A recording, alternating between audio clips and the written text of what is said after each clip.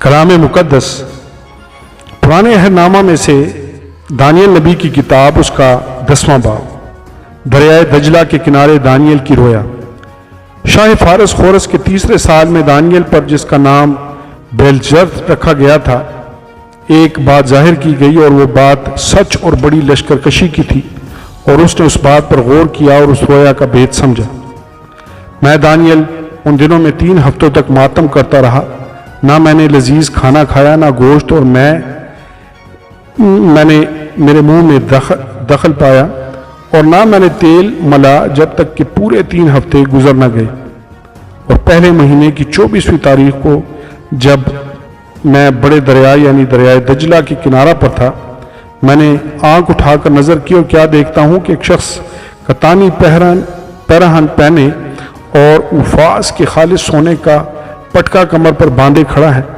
اس کا بدن زبرجد کی مانند اور اس کا چہرہ بجلی سا تھا، اور اس کی آنکھیں آتشی چراغوں کی مانند تھی۔ اس کے بازو اور پاؤں رنگت میں چمکتے ہوئے پیتل سے تھے، اور اس کی آواز انبوہ کے شور کی مانند تھی۔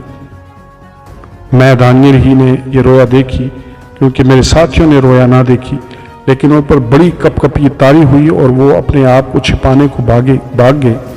سو میں اکیلا رہ گیا اور یہ بڑی رویا دیکھی، اور مجھ پہ تاب نہ رہی، کیونکہ میری تازگی پزمردگی سے بدل گئی اور میری طاقت جاتی رہی۔ پر میں نے اس کی آواز اور باتیں سنی، اور میں اس کی آواز اور باتیں سنتے وقت منہ کے بل بھاری نیند میں پڑ گیا، اور میرا منہ زمین کی طرف تھا۔ اور دیکھ ایک ہاتھ نے مجھے چھوا اور مجھے گھٹنوں اور ہتھیلیوں پر بٹھایا، اور اس نے مجھ سے کہا، اے دانیل عزیز مرد، جو باتیں میں تجھ سے کہتا ہوں سمجھ لے اور سیدھا کھڑا ہو جا، کیونکہ اب میں تیرے پاس بھیجا گیا ہوں۔ اور جب اس نے مجھ سے یہ باتیں کہیں تو میں کانپتا ہوا کھڑا ہو گیا۔ تب اس نے مجھ سے کہا، اے دانیل خوف نہ کر، کیونکہ جس روز سے تو نے دل لگایا ہے کہ سمجھے اور اپنے خدا کے حضور عاجزی کرے، تیری باتیں سنی گئیں، اور تیری باتوں کے سبب سے میں آیا ہوں۔ پر فارس کی مملکت کے موکل نے 21 دن تک میرا مقابلہ کیا۔ پھر میکائیل، جو مقرب فرشتوں میں سے ہیں، میری مدد کو پہنچا، اور میں شاہان فارس کے پاس روکا رہا۔ پر اب میں اس لیے آیا ہوں کہ جو کچھ تیرے لوگوں پر آخری ایام میں آنے کو ہے، تجھے اس کی خبر دوں، کیونکہ ہنوز یہ رویا زمانہ دراز کے لیے ہے۔ اور جب اس نے یہ باتیں مجھ سے کہیں، میں سر جھکا کر خاموش ہو رہا۔